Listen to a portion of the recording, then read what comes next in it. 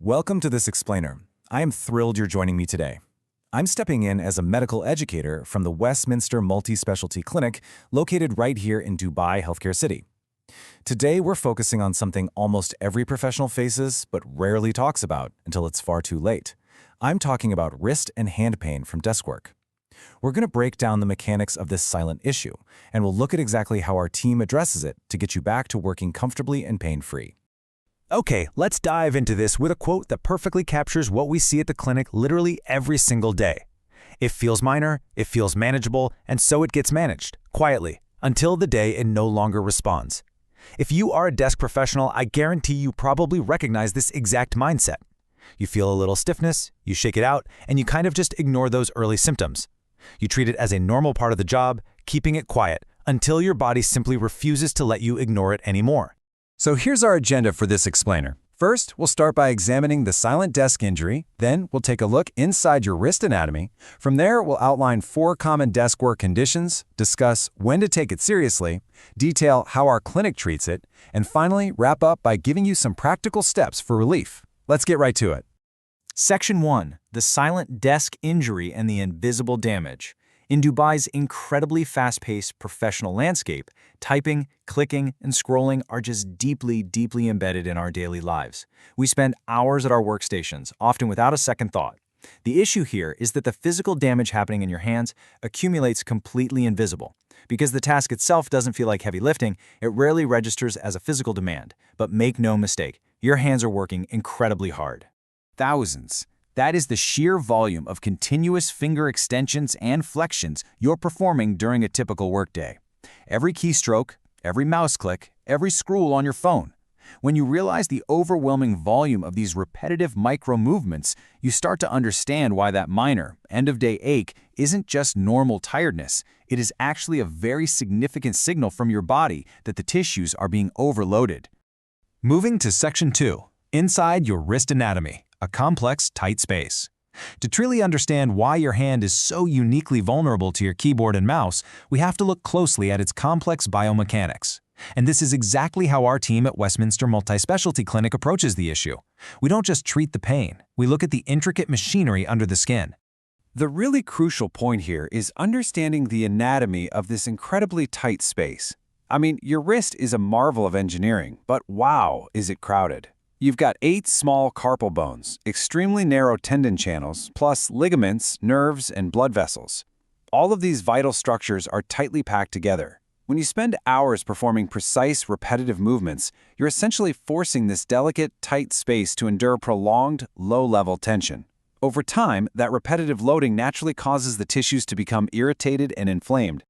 Section 3. 4 common desk work conditions. And this brilliantly illustrates why our physiotherapy specialists must first pinpoint exactly what is developing in your wrist. Because wrist pain isn't just one blanket thing. Based on our clinical experience, the pain usually falls into one of 4 distinct categories. And getting that diagnosis right is essential because the treatment approach differs significantly for each one. First up, we have repetitive strain injury, or RSI. This is a fairly broad term covering pain, stiffness, and reduced function across the muscles, tendons, and nerves of the upper limb caused by sustained postures. It's one of the absolute most frequent issues we diagnose in desk workers at our clinic. It's really the cumulative toll of sitting in one position and moving the exact same few muscles all day long. Next is tendinitis. This is the specific inflammation of the tendons responsible for your wrist and finger movements due to overuse. It typically presents as a really localized aching or a burning sensation. What's incredibly deceptive about tendinitis is that in the early stages, that burning actually eases with rest. So you take a weekend off, you feel better, and you think you're cured. But as soon as you go back to typing on Monday, it flares right back up. Then we have carpal tunnel syndrome. This occurs when the median nerve becomes compressed within that narrow wrist channel we looked at earlier. It causes tingling, numbness, or shooting pain, particularly in the thumb, index, middle, and ring fingers. Patients frequently report to us at the clinic that these alarming symptoms are actually worst at night, sometimes literally waking them from sleep, or they feel it the absolute first thing in the morning. Finally, there is de Quervain's tenosynovitis. Say that 3 times fast. This is an irritation of the tendons right on the thumb side of the wrist, and it is heavily aggravated by gripping, pinching, or scrolling. At Westminster Multispecialty Clinic, we are seeing a massive spike in this specific condition. Why? Because of the heavy combination of standard computer desk work layered with constant smartphone scrolling during breaks and after hours. Your thumbs are just never getting a rest. Section 4. When to take it seriously and spotting the warning signs. Now, we really need to help you distinguish between standard end-of-day tiredness that everyone gets and a genuine clinical concern that requires professional assessment, because ignoring the latter is exactly how chronic injuries develop. Now, what's really interesting about this slide is how clearly it draws the line between normal and abnormal. On one side, we have mild fatigue. This completely resolves overnight and is just a manageable ache from a long day. But on the other side, we have the real warning signs: morning pain, tingling, or noticeable grip weakness. If your symptoms look like these warning signs, you are no longer dealing with simple muscle fatigue. You have a progressing injury on your hands. So let's walk through the specific red flags for assessment that we tell all our patients to look out for. You need to pay close attention if your pain persists long beyond the working day. Be aware if these symptoms have been lingering for 2 to 3 weeks without any improvement. Watch out for any visible swelling or actual warmth around the joint itself. And a big one, if you have sudden difficulty with precise tasks like fastening your buttons or opening a jar. We always say, just be calm and honest with yourself. If you check these boxes, it's absolutely time for an assessment. Section 5. How our clinic treats it. Tailored diagnosis and care.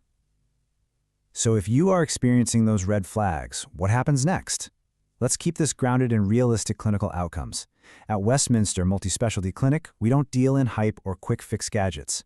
We rely entirely on tailored diagnostic capabilities and proven treatment protocols. Let's move to and see how this builds our clinical treatment plan. Step 1 is always a detailed structural and habit assessment. We need to actually see how you work. Step 2 involves soft tissue therapy and manual techniques to physically reduce the tension in your forearm and wrist. Step 3 is nerve mobilization and targeted strengthening to build back your resilience. And Step 4 includes precise ergonomic guidance and, if needed, temporary splinting. This logical step-by-step physiotherapy and tendonitis therapy process is designed to actually restore balance and address the root cause of your overuse.